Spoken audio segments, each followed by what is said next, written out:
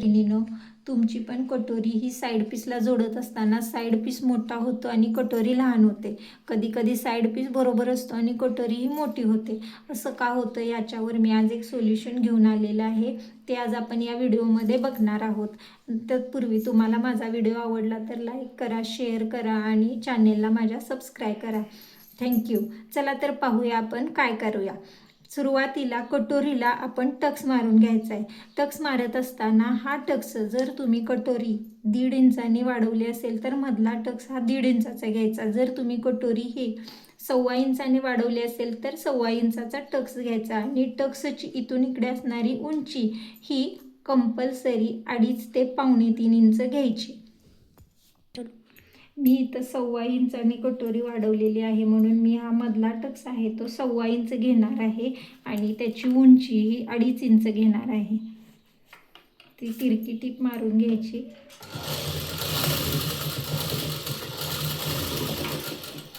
त्यानंतर बऱ्याच मैत्रिणींना माझ्या असा प्रश्न पडलेला असतो की ज्यावेळी आपण हा टक्स आणि क्रॉसपट्टी जोडत असतो त्यावेळी हा टक्स मध्ये मध्ये येतो, तर त्यासाठी काय केलं पाहिजे. तर हा टक्स बरोबर मध्यावर असं धरायचा, दुमडायचा नाही, बरोबर त्याचा मध्य काढायचा. व्हिडिओमध्ये मी दाखवते पहा. असं मध्य पकडायचा आणि खालून इथून अशी याला एक टीप मारून घ्यायची. हे बघा, अशी टीप मारून घ्यायची. त्यामुळे कटोरीचा टक्स हा एका बाजूला होत नाही, कटोरी चपटी होत नाही. पहा, कटोरीचा हा टक्स कसा आलेला आहे बघा. छान असा कटोरीला पप तयार होतो आणि कटोरी ही चपटी होत नाही. पाहू शकता तुम्ही.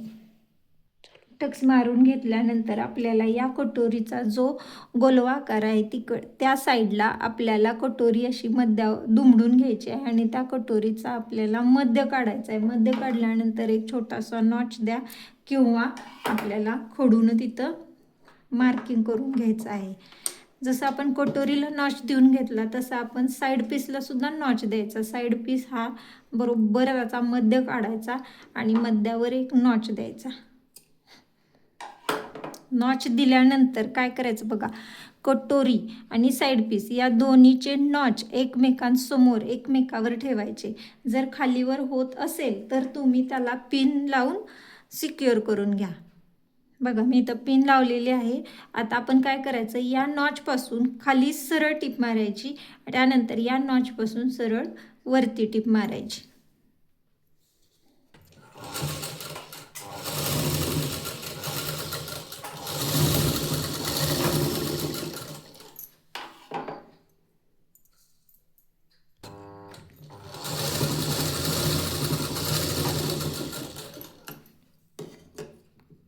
टीप मारून झालेली आहे. त्यानंतर आपण दुसरी टीप मारून घेऊया.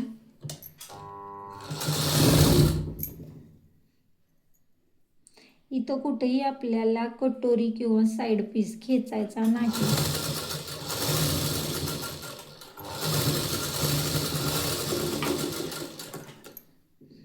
पहा, मी काय केलं, सुरुवातीला इथून इकडे एक टीप मारली, इकडून इकडे एक टीप मारलेली आहे. आता आपण दुसरी टीप मारून घेऊया.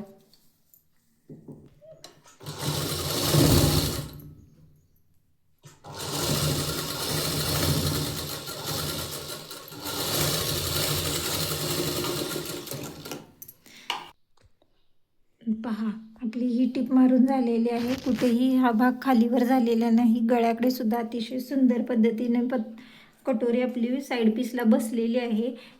त्याच पद्धतीने मी ही या सुद्धा बाजूला टीप मारून घेतलेली आहे. बघा, कटोरीचा भाग सुद्धा खूप सुंदर आलेला आहे आणि साईड पीस सुद्धा व्यवस्थित आपला तयार झालेला आहे, बसलेला आहे. अशा पद्धतीने जर तुम्ही कटोरी साईड पीसला जोडली तर तुमची कटोरी कधीही कमी जास्त होणार नाही. धन्यवाद.